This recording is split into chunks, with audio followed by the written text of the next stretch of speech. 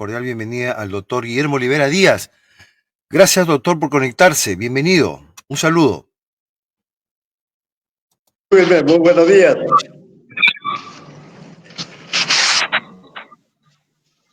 Adelante con cualquier pregunta suya en relación a lo novedoso de esta mañana en el juicio contra don Pedro Castillo, lo relativo. Sí, vamos a ver los momentos que ocurría esta mañana en el juicio. Permítame un segundito ponerlo en pantalla, don Guillermo. Vamos a poner en pantalla un segundito. Amigos, noticia de último minuto, comparte el video, divúlgalo. Se ha planteado en el juicio contra el presidente Castillo una situación que vamos a comentar con el doctor Guillermo Olivera Díaz y vamos a escucharlo en vivo.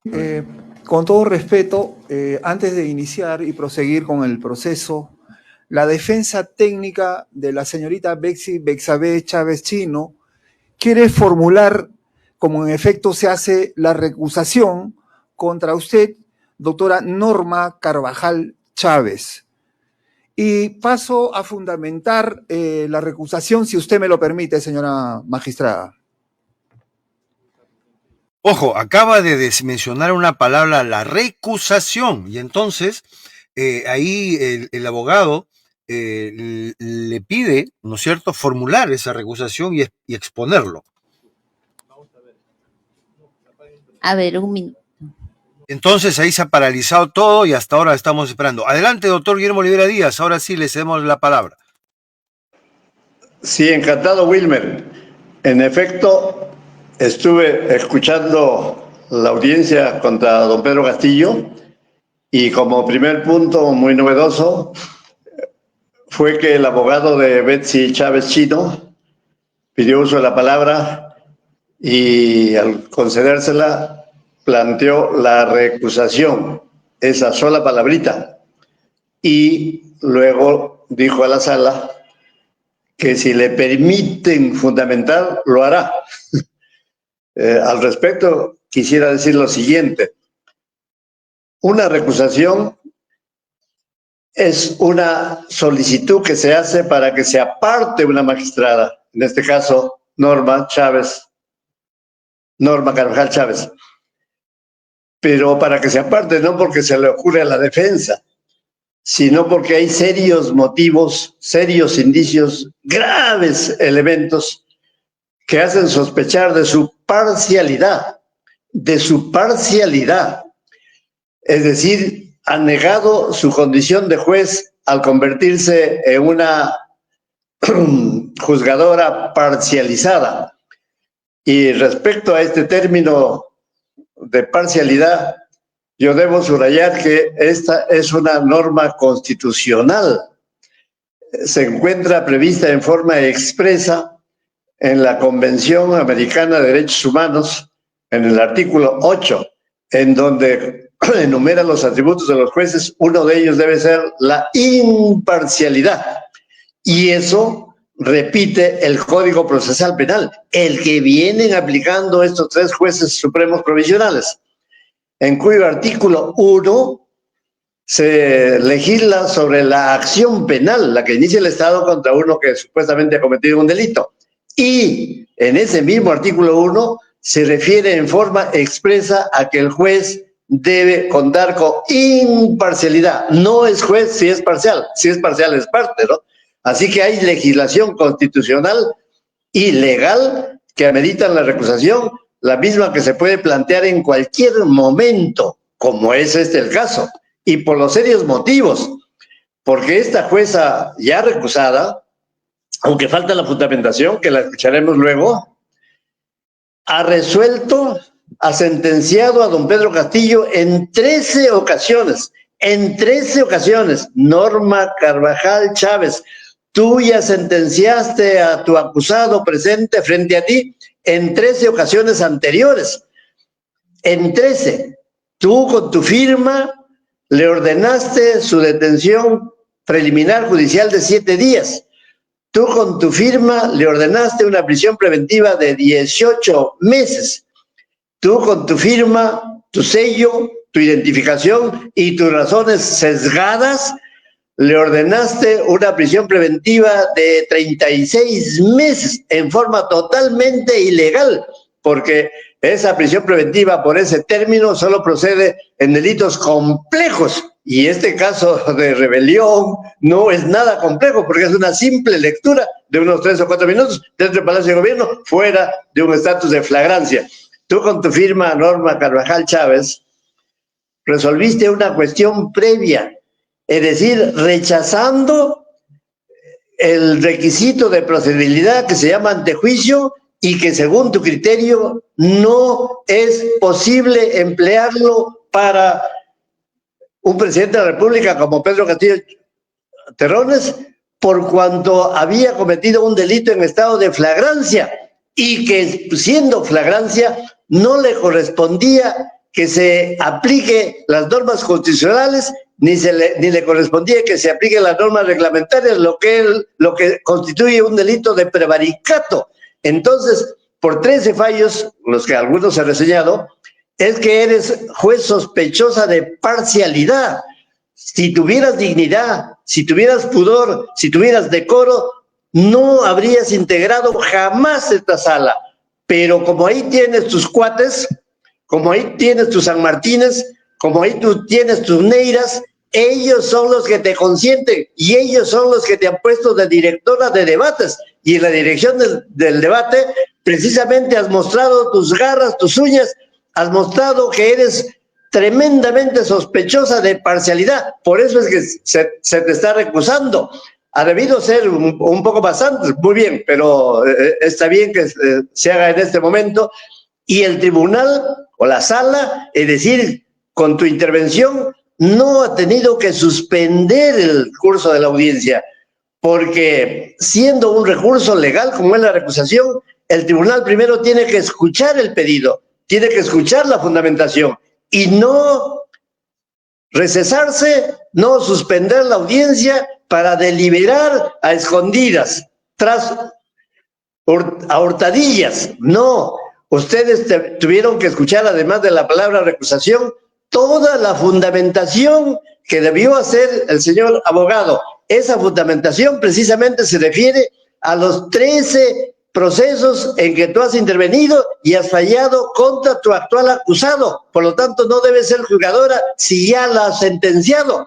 Y las razones que has tenido totalmente sesgadas por cuanto tú consideras que el delito de rebelión es posible cometerlo sin armas, porque con un pronunciamiento leído se genera una violencia psicológica en la población. Es decir, tú energúmenamente has creado un nuevo delito, has eliminado el elemento expreso, levantarse en armas, alzarse en armas, y a pesar de que don Pedro solo leyó, tú esa lectura de pronunciamiento, según lo dices por escrito, lo estás considerando que eso genera violencia psicológica, y la violencia psicológica no es un elemento del delito de rebelión. La violencia psicológica está en tu cieno, está en tu magín, en el magín de Celsa San Martín, porque él es el ponente de esa sentencia, de ese fallo, de esa resolución que firmas, y está en la cabeza del mismo José Neira Flores.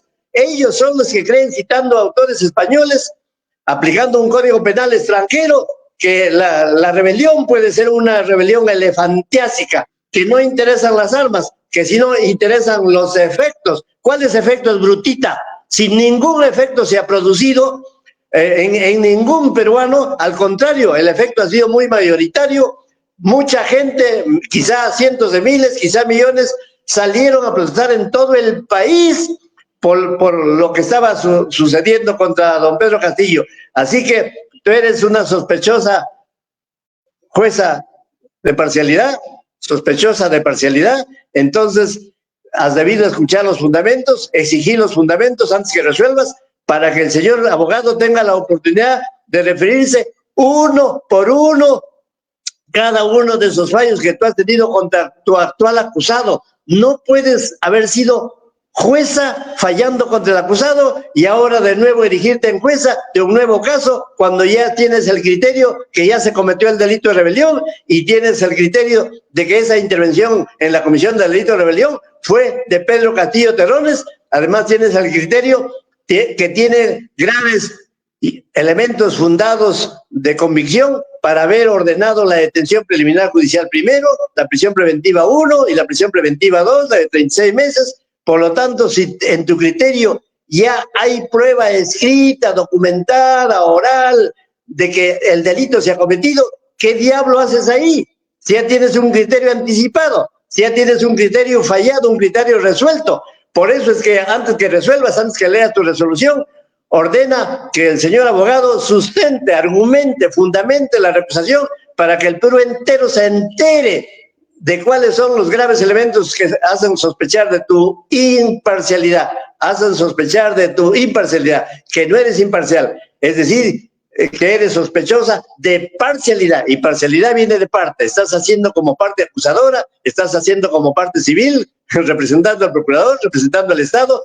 Además, los tres reciben sueldo del Estado, el fiscal recibe sueldo del Estado, el procurador recibe sueldo del Estado, tú recibes sueldo del Estado y estás pagada para producir tu prejuicio que ya tienes en los fallos contra el actual acusado que lo sentenciarás, parece. Pero a mi criterio, tú después de escuchar la fundamentación, debes allanarte a la recusación, apartarte del proceso y suspender la audiencia hasta que la presidenta de la Corte Suprema de Justicia del Perú nombre tu reemplazo.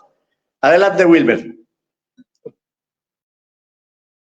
Así es, efectivamente, doctor Guillermo Olivera Díaz. Entonces, ¿qué procede a continuación a partir de aquí, don Guillermo? Porque se viene justamente mañana, 14 de mayo, las movilizaciones, el paro, y está todo revolucionado en el Perú. ¿Qué procede a partir de ahora, don Guillermo? ¿La Fiscalía podría actuar de oficio también? ¿Cómo es este tema? Lo reitero, como quiera que solo se ha dicho la palabra recusación y la jueza ha suspendido la audiencia antes que fundamente esa recusación el señor abogado, a pesar que el señor abogado le dijo, si usted me lo permite, puedo fundamentar la recusación, no le permitió, porque se levantó la sesión y se fueron a deliberar a hurtadillas, a escondidas, a sotoboche, bajo la mesa. Entonces lo que procede es que al regresar a la sala, los tres le pidan al señor abogado que fundamente la recusación, para que así tenga la oportunidad de mostrar todos los graves elementos de convicción que hay respecto de la parcialidad de esa magistrada. Luego que termine la fundamentación, claro que esa jueza le tiene que ceder, correr traslado de esta recusación al señor fiscal, para que él seguramente diga lo contrario, al señor procurador público, y a todos los abogados de todos los acusados que quieran hacer uso de la palabra. Por lo tanto, ahora tendríamos una audiencia solo relativa a la recusación, y eso es importante que se informe al país, que se informe al Perú, al mundo, precisamente un día antes del paro que es mañana, y que es un paro, según se dice, indefinido, para que ojalá, además de la recusación del abogado, además de lo que diga el fiscal, del procurador público y de los otros abogados, también el pueblo en las calles en forma masiva se adhiera a esta recusación para que sea echada, destituida, apartada del juicio contra Castillo esta Norma Carvajal Chávez. Eso procede, amigo Wilber. Correcto, doctor Guillermo Olivera Díaz.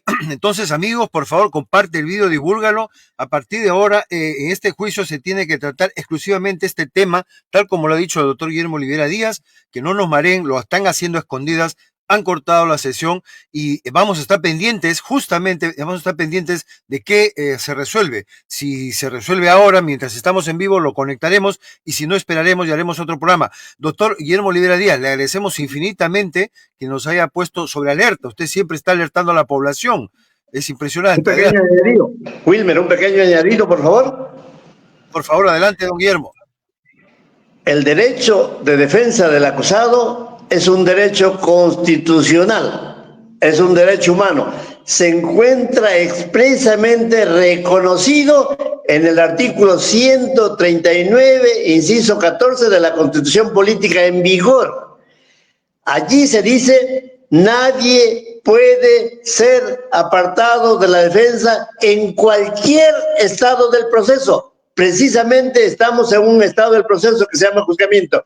precisamente estamos en un estado del proceso en donde en ese juzgamiento se ha planteado la recusación y por lo tanto los 3 jueces no tuvieron que suspender la audiencia porque ellos no tienen el derecho de privar del ejercicio de la defensa del acusado como es plantear una recusación. Precisamente plantear la recusación es el puntum saliens de una defensa constitucional del acusado. Así que los 3 magistrados tenían la obligación de escuchar toda la recusación con todos los argumentos al señor abogado, pero ellos se están privando de la defensa, es decir, violando la Constitución, violando un texto expreso, por lo tanto están prevaricando aún más. Los 3, al haber asentido en esta posición de que suspende la audiencia, están cometiendo en forma flagrante un delito de prevaricato. Allí pues que vengan los Colchado para detenerlo por la flagrancia. Ahí que venga el comandante general de la Policía Nacional del Perú que estaba en COVID. Ahí que venga su reemplazante, el Álvarez Romero, para que considerando flagrancia, aún por televisión, se vayan a detener a los 3 jueces a la salida del penal. Gracias, Wilmer. Muchas gracias, don Guillermo. Vamos a recordar, amigos, ahí está esos momentos, entonces, donde se hace este planteamiento por la defensa del abogado de Betsy Chávez. Chino quiere formular, como en efecto se hace la recusación contra usted, doctora Norma Carvajal Chávez.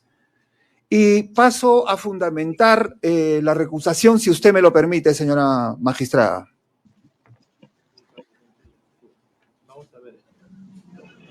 A ver, un minuto.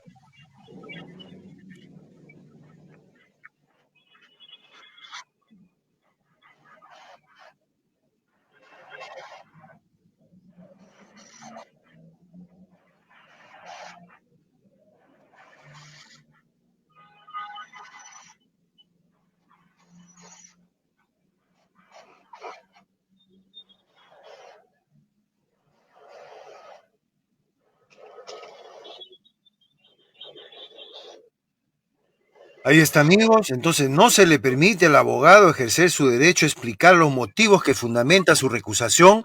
Dialogan ellos y acto seguido. Bien, el tribunal va a conferenciar un momento y luego retornamos. Ahí está. Entonces, se confirma el prevaricato en vivo y en directo. Increíble, don Guillermo, increíble, ¿ah?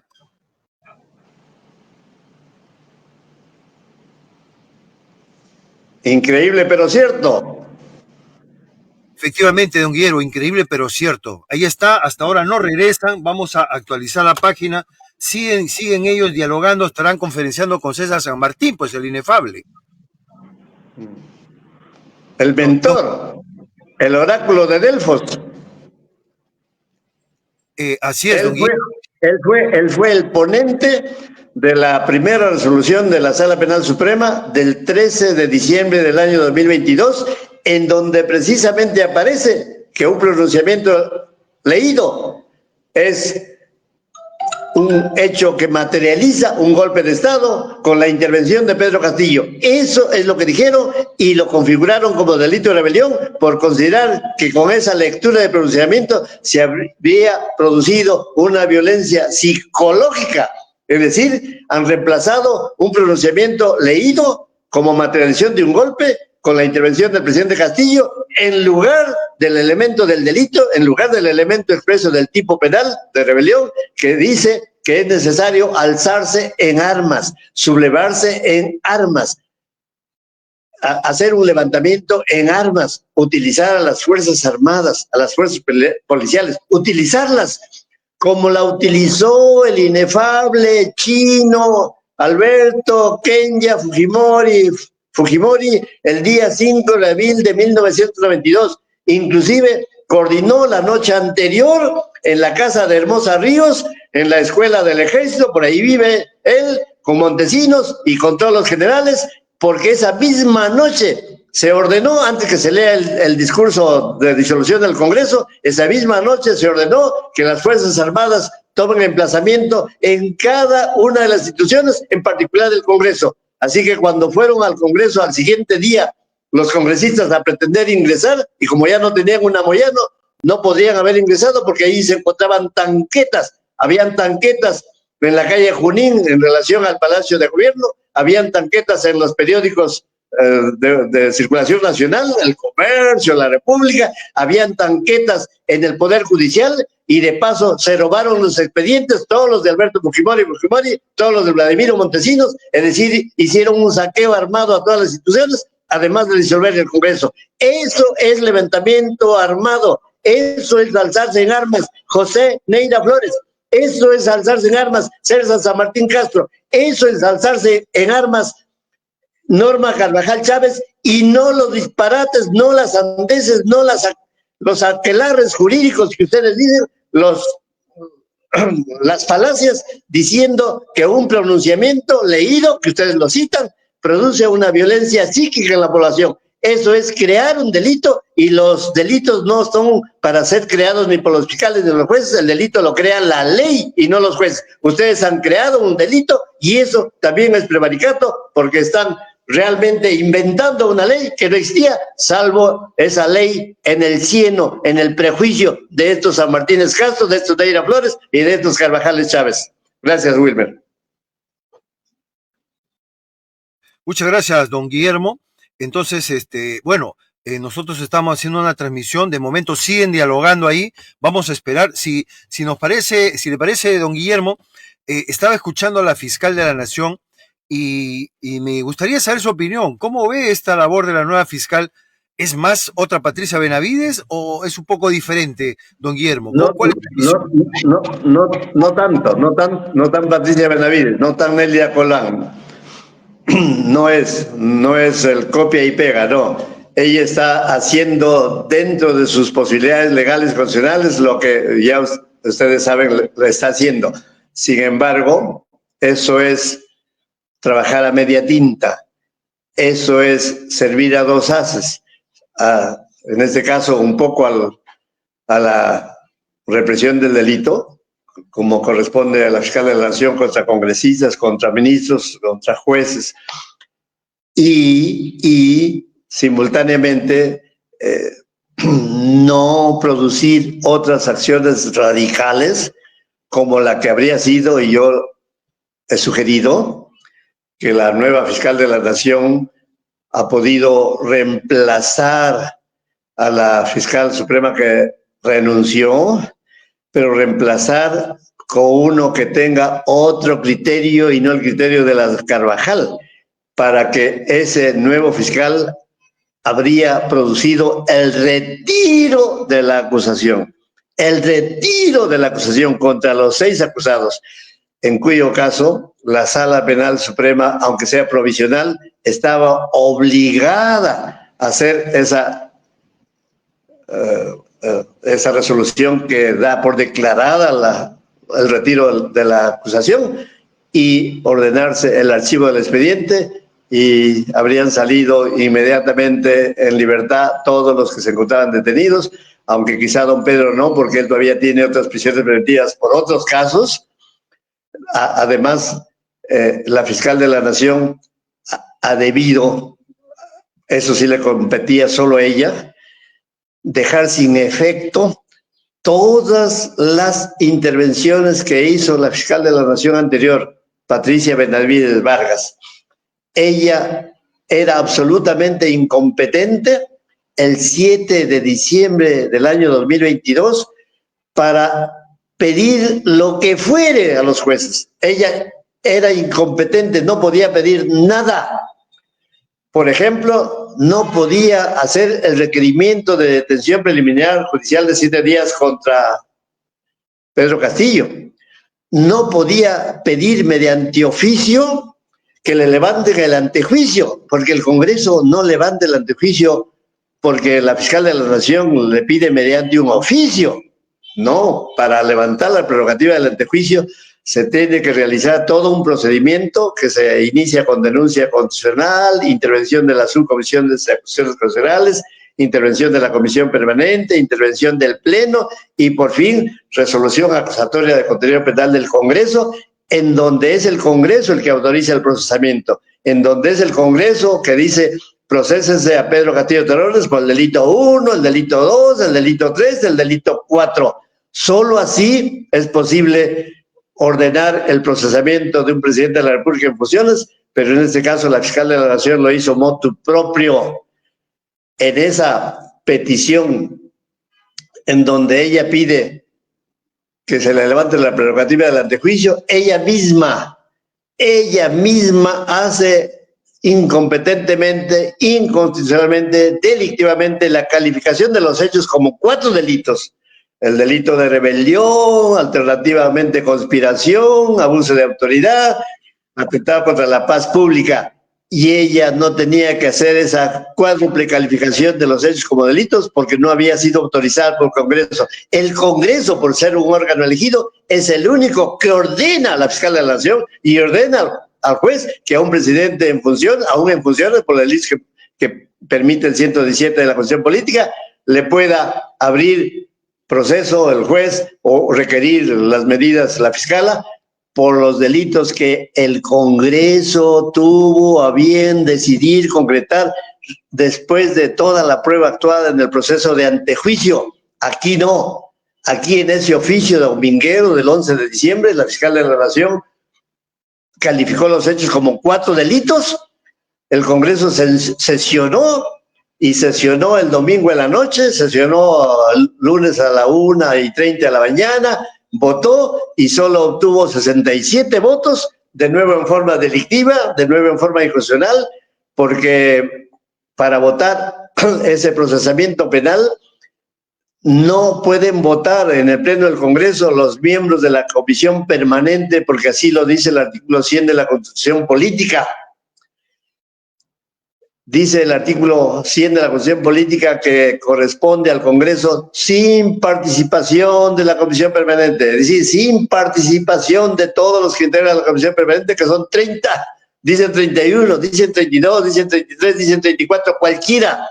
Si son 30 y votaron los 30, y como tuvieron 67 votos menos 30, solo habrían levantado el antejuicio 37 congresistas, lo cual es delictivo, porque el reglamento del Congreso establece que para acordar el procedimiento penal de un presidente se necesita una mayoría absoluta de la mitad más 1, y la mitad del número de congresistas es 65, más 1 es 66, y si obtuvieron 37, como comprenderán, esta cifra es aún más diminuta que los 101 que se obtuvo para la írrita, para la delictiva vacancia. Entonces, al darse cuenta de la intervención de la fiscal de la Nación, a quien ella ha reemplazado, Delia Espinosa, ella de oficio debió dejar sin efecto todas estas resoluciones, todas estas intervenciones de la fiscal de la Nación, e inclusive denunciarla penalmente por delito y prevaricato ante el Congreso de la República. No lo ha hecho. Por eso es un poco media tinta, doña Delia Espinosa.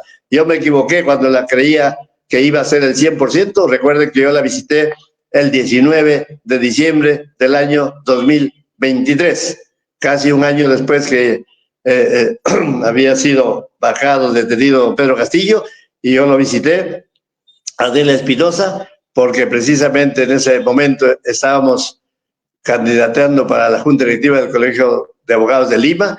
Allí, en forma expresa, le dije, doña Delia, usted tiene la oportunidad de catapultarse, usted tiene la oportunidad de ser candidata a la presidencia del país en el futuro, si es que usted aplica realmente lo que dice el artículo 100 de la Constitución Política. Le dije en forma expresa, el artículo 100, ella miró a Martín Salas, que estaba al lado mío. Ella miró a él, también me miró a mí, y me dijo, qué mal, doctor. Le dije, Delia, no está mal lo que la Constitución establece, solo usted tiene que aplicar. Usted no puede, no tiene la oportunidad de decir que está mal un mandato constitucional. Eso se lo dije frente a frente. En eso me ha desoído, desgraciadamente, doña Delia Espinosa Valenzuela. Quizás porque lo tiene de asesora a Martín Salas Segarra. Bueno, pero ese es otro tema, don Guillermo. En fin, seguimos esperando desde el Congreso. Miren, amigos, está ahí en expectativa Yo creo que no se le esperaban este pedido recusatorio y vamos a ver qué resuelve don Guillermo. Yo le ruego que cortemos la transmisión en mi caso, porque tengo algunas cosas que hacer, y cuando ya la sala regrese a continuar la audiencia, me pasa la voz para de nuevo escuchar lo que resuelve la sala. Tiene que resolver. Uno, que argumente el abogado. Dos, que conteste el fiscal, el procurador y todos los abogados. Como vea, ahí tiene mucho pan que rebanar. Perfecto. Muchas gracias. Me despido entonces. Me despido hasta otro momento. Buenas horas. Volvieron y vamos a ver qué han decidido estos magistrados.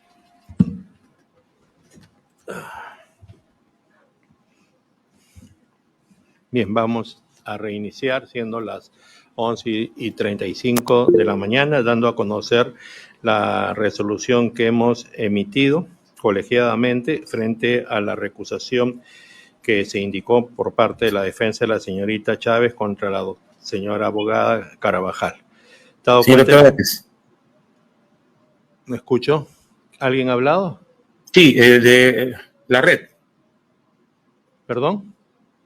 Sí, el abogado Romero, doctor. Sí, señor días. Romero, ya vamos a resolver, señor Romero, no se puede agregar nada. Le pediría solo un minuto. Pero no, doctor. Señor, ¿pero qué va a agregar si tenemos que resolver? No, ¿cómo va usted a resolver una cosa que no he escuchado? Es que señor, es lo primero que no entendemos. Señor Romero, tenga la bondad primero de escuchar la resolución y después da a conocer cualquier punto de vista que tenga. Ya, usted intuye que nosotros vamos a resolver sobre el fondo. Tenga la bondad, señor Romero, tenga la bondad. Doctor. Bueno, entiendo, señorita Chávez, con 1 hora 10 minutos. Señorita Chávez, una resolución señorita Chávez, tenga la bondad. Usted tiene 3 abogados. ¿Quién va a participar, señorita Chávez? No podemos. Es una defensa colegiada. Sí, pero señor Noblesía, no puede ser que primero el señor Barrenzuela. Yo le pido respeto, doctor. Esto lo está viendo todo el Perú y solo le pido que usted cómo va a realizar una resolución de algo que no ha escuchado. Señor, usted, perdóneme. Pero bueno, voy a dejar a criterio de usted y le pido respeto una vez más y estoy respetando la sala. Señor, y le uso la palabra por unos minutos. Pero, disculpe. A ver, vamos a continuar con la resolución que está emitiendo el colegiado. Dado cuenta en la fecha y atendiendo, primero, que luego de instalada la audiencia señalada para el día de hoy, la defensa de la señora Chávez ha expresado al colegiado que va a formular recusación contra la jueza Norma Carabajal Chávez, anunciando que expresaría sus respectivos fundamentos. Segundo, que frente a dicha incidencia, el colegiado ha dispuesto un breve receso, atendiendo que el artículo 57 del Código Procesal Penal, en armonía con el artículo 54.2 del acotado código, modificado por la ley 32.130 del 10 de octubre del 2024, señala, cuando se trata de miembros de órganos jurisdiccionales colegiados, corresponderá decidir al mismo órgano colegiado, integrándose por otro magistrado. Tercero, que en ese sentido, este órgano jurisdiccional ha agotado todos los esfuerzos inmediatos para convocar al respectivo magistrado llamado por ley, en este caso el doctor Segismundo León Velasco, de conformidad con lo dispuesto en la resolución administrativa 000-225-2025-P-PJ de fecha 7 de mayo de 2025, que establece en su artículo segundo que a partir del 8 de mayo del presente año se desempeñará conforme a lo dispuesto en el artículo segundo de la resolución administrativa 205-2018, Consejo Ejecutivo-Poder Judicial de 17 de julio del 2018, es decir, para el caso de vacaciones, impedimentos, recusaciones, inhibiciones.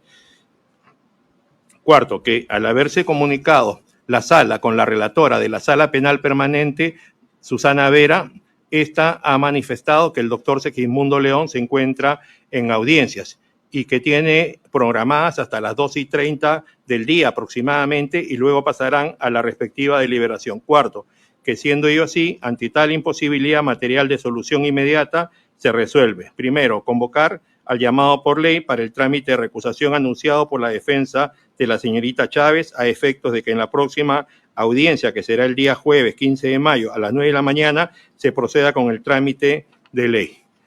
Señor fiscal, ¿se le comunica a usted? Conforme. A ver, señor procurador, ¿se le comunica a usted? Conforme, señor. La defensa del señor Aníbal Torres. Conforme. La defensa de la señorita Lozada.